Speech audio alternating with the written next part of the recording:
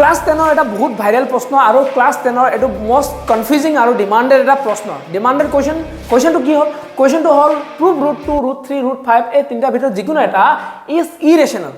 এটো প্ৰশ্ন প্ৰত্যেকবাৰ এক্সামত আহে আৰু এক্সামত ষ্টুডেন্ট বিলাকে এটো মিস্টেক কৰি আহে আৰু ইয়াৰ যেটো কনসেপ্ট আছে এটো কনসেপ্ট ভালকে বুজি নাপায় সো আজি আমি এই ভাইৰেল প্ৰশ্নটো কৰিব গৈ আছো যেটো আমাৰ কি হয় prove √2 two B A ইৰেশনাল number ঠিক আছে এতিয়া তাৰ প্ৰথমতে ইৰেশনাল নাম্বাৰ ৰেশনাল নাম্বাৰ আগত অকমান তোমালোকে জানিব লাগিব তোমালোকে জানা ক্লাছ 9 শিকিছা ৰেশনাল আৰু ইৰেশনাল কাক কয় হলে মই এবাৰ কৈ দিছো ৰেশনাল নাম্বাৰ কাক কয় হোৱাট ইজ ৰেশনাল নাম্বাৰ আৰু হোৱাট ইজ ইৰেশনাল নাম্বাৰ ইৰেশনাল আৰু ৰেশনাল নাম্বাৰ কাক কোৱা হয় এটা ৰেশনাল নাম্বাৰ হেবু নাম্বাৰ যেটো আমি p/q ফৰ্মত লিখিব পাৰো যেটো নম্বৰ আমি p/q ফৰ্মত লিখিব পাৰো যত q not equals to 0 হয় তাৰ মানে q ৰ ভ্যালু 0 হ'ব নোৱাৰে ৰেশনাল নাম্বাৰ হেবু নম্বৰ যেটো আমি p/q ফৰ্মত লিখিব পাৰো যত q ৰ ভ্যালু মানে ডিনোমিনেটৰ ভ্যালু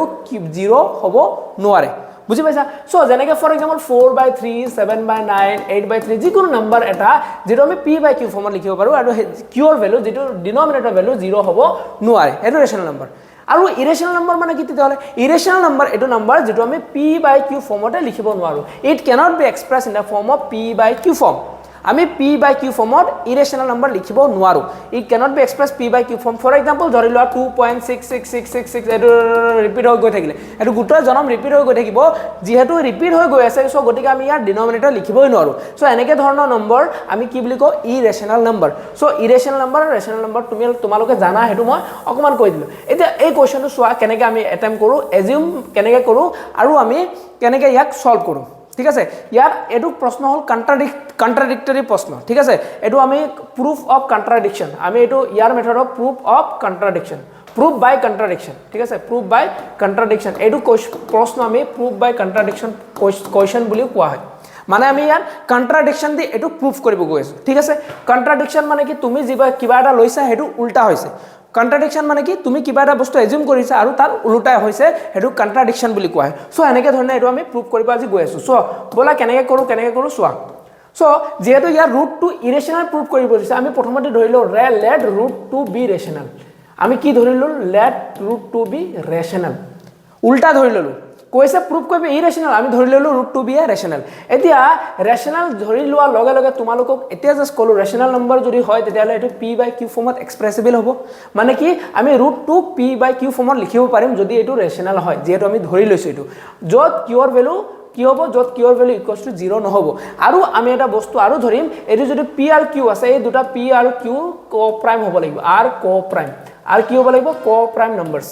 আমি ধৰিলো p/q √2 p/q ফৰ্মত এক্সপ্ৰেছ হ'ব আৰু p আৰু q দুটা নম্বৰ হ'ব যেটো কো-প্ৰাইম নম্বৰ হ'ব এটা তোমালোকক কবা স্যাৰ কো-প্ৰাইম নম্বৰটো পাহৰ পৰা গৈছে অকমান বুজাই দিওক না কো-প্ৰাইম নম্বৰ মানে কি কো-প্ৰাইম নম্বৰ হেবু নম্বৰক কয় যাৰ HCF কি হয় 1 হয় যাৰ HCF হাইয়েস্ট কমন ফেক্টৰ কিমান হ'ব লাগিব 1 তাৰ মানে ধৰি লোৱা 2,3 এই দুটা number it is a set of number coprime number দুটা সেট অফ নম্বৰ হয় দুটা নম্বৰ হয় একেলগত সেট থাকে যেনেকে 2,3 যেনেকে 5,7 এতিয়া 2,3 কেনেকে হ'ব 2,3 ক আমি 2 = 2 * 1 মানে 2 ৰ ফেক্টৰ কি হয় 2 আৰু 1 তাৰ মানে 2 ক মই 2 আৰু 1 এৰে ডিভাইড কৰিব পাৰো 3 ৰ ফেক্টৰ কি হ'ব 3 * 1 ইয়াৰ এই দুটা মাজত কমন ফেক্টৰ কি চাইছে 1 চাইছা এই দুটাৰ মাজত কি চাইছে কমন ফেক্টৰ 1 5 আৰু 7 যদি কও মই 5 = 5 * 1 লিখো 7 = কি লিখো 7 * 1 ইয়াতো কমন ফেক্টৰ কি চাইছে 1 সো দুটা নম্বৰত যত কমন ফেক্টৰ অনলি 1 হয় যত কমন ফেক্টৰ কি অনলি 1 1 ৰ বাহিৰে কমন ফেক্টৰ থাকিব নোৱাৰে হেবুৰ প্ৰশ্নক হেবুৰ সেট অফ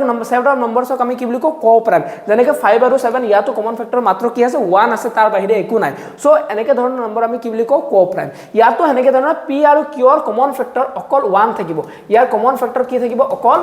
1 থাকিব লাগিব তাৰ বাহিৰে থাকিব নালাগে আৰু ইয়াতো আমি p আৰু q কমন ফেক্টৰ 1 বুলি এজিউম কৰিছো ওকে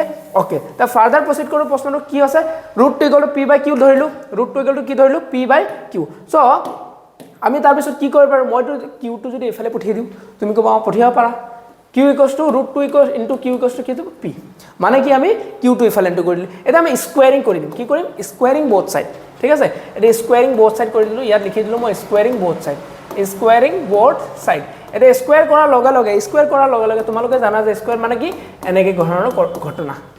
ধৰণৰ ঘটনা সো ইয়াত √2 মানে কি হৈ যাব 2 q স্কয়াৰ মানে q স্কয়াৰ আৰু এফালে কি যাব p স্কয়াৰ ওকে এতিয়া মই এইটো ইকুৱেশন মই 1 বুলি ধৰি লম এটা চোৱা p 2 into q square equal to p square আছে তাৰ মানে কি মই ইয়াত ক'ব পাৰো নে q square equals to p square by 2 ক'ব পাৰো নে তাৰ মানে কি তাৰ মানে হল এটো যেটো p square হয় 2a p square ক ডিভাইড কৰি আছে নিশ্চয় কৰি আছে 2a p square ক ডিভাইড কৰি আছে নে নাই তো মই যদি তোমাক কও 6 equals to 2 into 3 বুলি যদি কও এটো ক্ষেত্ৰ আৰু এটো ইকুৱেশ্যন 1 আৰু এটো ৰিলেচন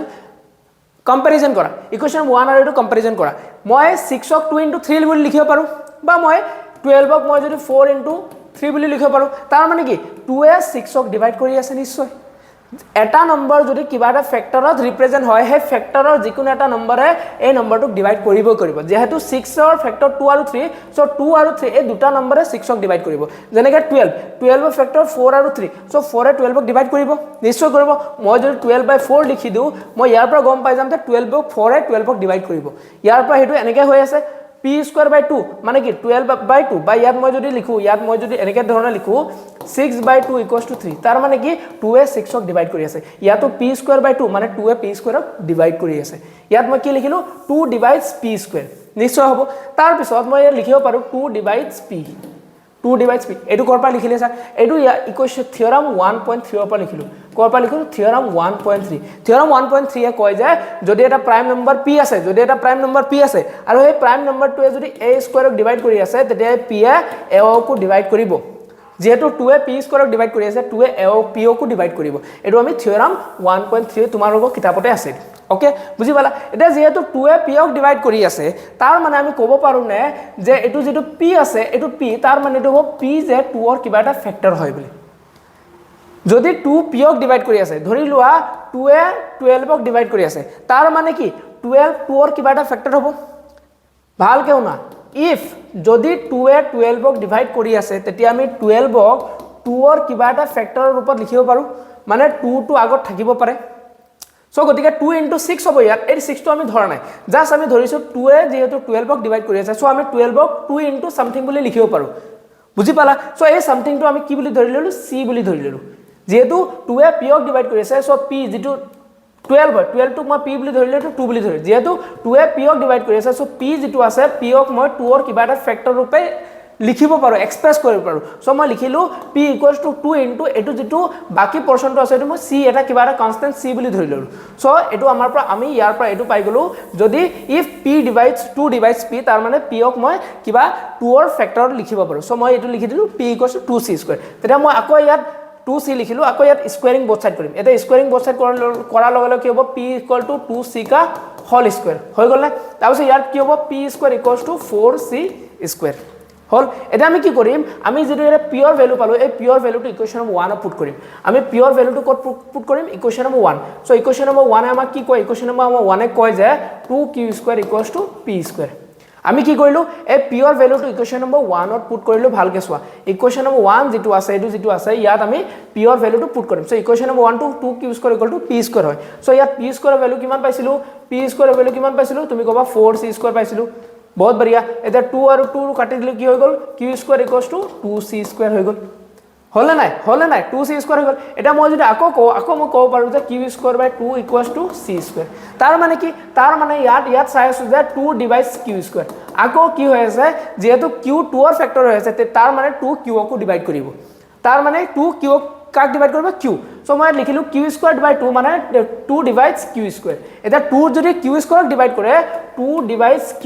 2 কাকো ডিভাইড কৰিব q কো ডিভাইড কৰিব 2 যদি q² ক ডিভাইড কৰে 2 কাক ডিভাইড কৰিব q কো ডিভাইড কৰিব সো আমি ইয়াত পাই আছো আমি ইয়াত কি পাই আছো আমি এজিউম কৰিছিলো যে p আৰু q ৰ অকল 1 ফ্যাক্টৰ থাকিব লাগিব কিন্তু ইয়াত p ৰ ফ্যাক্টৰ 2 পাই আছো ইয়াত p ৰ ফ্যাক্টৰ এবাৰ 2 পাই আছো q ৰ ফ্যাক্টৰ এবাৰ কি পাই আছো 2 তাৰ মানে p আৰু q দুটাৰে কমন ফ্যাক্টৰ 1 ৰ বাহিৰৰ হিয়তৰ কমন ফ্যাক্টৰ আছে হেতু হল 2 তাৰ মানে কি pn q has common factor other than 1 তাৰ মানে p আৰু q যেটো কমন ফ্যাক্টৰ আছে অকল 1 নহয় 1 ৰ বাহিৰৰ বেলেগ এটা কমন ফ্যাক্টৰ আছে এটো কি পালো 2 তাৰ মানে আমি যেটো এজিউম কৰিছিলো p আৰু q কোপ্ৰাইম হ'ব নোৱাৰে আৰু তাৰ মানে আমি যেটো এজিউম কৰিছিলো √2 বি ৰেশনাল হেতু হ'ব নোৱাৰে কিয়নো আমাৰ এজাম্পশনৰ লগত আৰু এনসাৰৰ লগত কন্ট্ৰাডিক্ট কৰি আছে আমি এজাম কৰিছিলো p আৰু q দুটা ক প্ৰাইম হ'ব লাগিব যাৰ কমন ফেক্টৰ অকল 1 হ'ব লাগিব কিন্তু আমি ইয়াত সলিউশনত চালো যে p আৰু q ৰ কমন ফেক্টৰ 2 হেতৰ কমন ফেক্টৰ হিচাপে পাই আছো আমি 1 ৰ বাহিৰে 2 কমন ফেক্টৰ হিচাপে কি হৈছে পাই আছো তাৰ মানে আমি ক'ব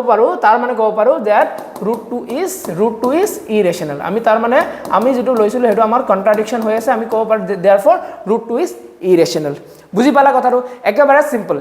সিম্পল সো এনেকে 2 √2 √3 √5 যিকোনো ধৰণৰ ইৰেশনালিটি তোমালোকে প্ৰুফ কৰিব পাৰা ওকে টাটা বাই বাই